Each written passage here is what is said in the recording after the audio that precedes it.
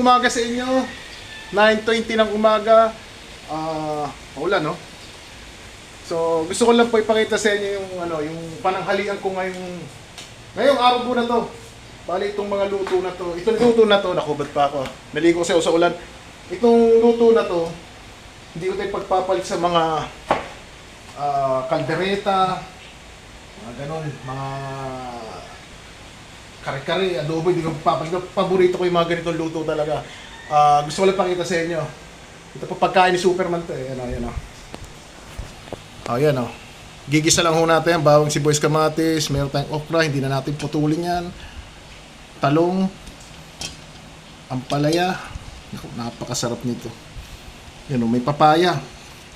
Ito sigarilyas. Tapos konting saluyot. Konti na lang yung saluyot ko dahil nagsabaw ko ng kahapon. At ito po yung bulaklak ng bagbag kong ang tawag nila. May isa pang tawag dito eh. Yan o. Sarap niyan, no? Gigisa lang natin yan. At ang isasaw ko natin is ito. Ano yan? Tinapa syempre. Yan. Pag ang gulay sinahugaw mo ng baboy, wala. Kontra yun. Kaya yan. Yan ang pananghalian natin. Tapos mainit na kanin. Malamig na tubig. Ayos na ayos na. Okay, salamat po.